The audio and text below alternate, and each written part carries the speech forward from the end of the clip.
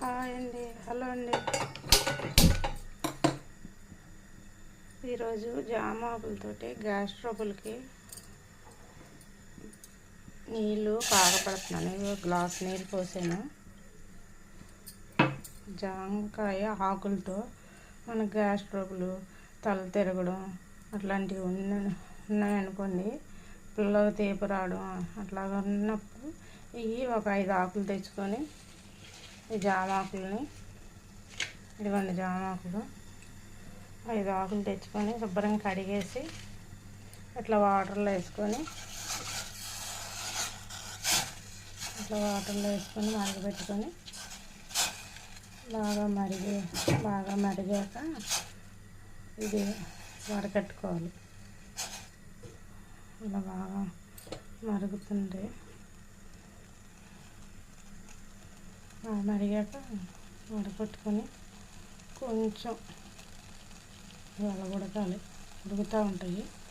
Glass నీళ్ళు పోస్తే 1/2 glass నీళ్ళు అవ్వేలాగా కాగబెట్టుకోవాలి. అట్లా కాగబెట్టుకుంటే అట్లా చక్కగా ఉడుకుతూ ఉంటాయి. అజీర్ణం అట్లాగున్నా బాగా వెయిట్ లాస్ అంటే మనం బరువు కూడా తగ్గుతాం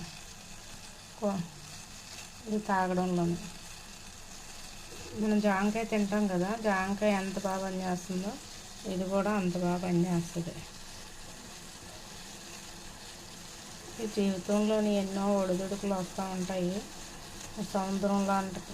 సముద్రంలో కెరటం లాంటిది మన జీవితంలో వచ్చే కష్టాలు. కెరటం వస్తూ ఉంటుంది, పోతూ ఉంటుంది. అట్లాగా మన జీవితం కూడా ఆటుపోట్లకి మనం తట్టుకోవాలి.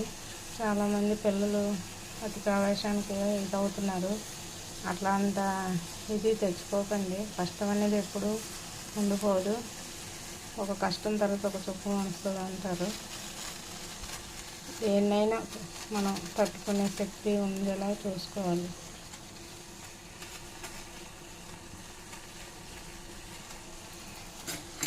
మన పిల్లలకు కూడా అలాగే చెప్పాలి. బాబు వస్తూ ఉంటాయి, పోతూ ఉంటాయి, వాటికి మీరు ఇదవ్వద్దు. కష్టం సుఖం అన్నీ కలిస్తేనే జీవితం అని. ఇప్పుడు పిల్లలు చిన్న చిన్న విషయాలకు పెద్ద పెద్ద నిర్ణయాలు తీసేసుకుంటున్నారు. ఏది తట్టుకోలేకపోతున్నారు. ఏదో నాకు తెలిసిన సలహా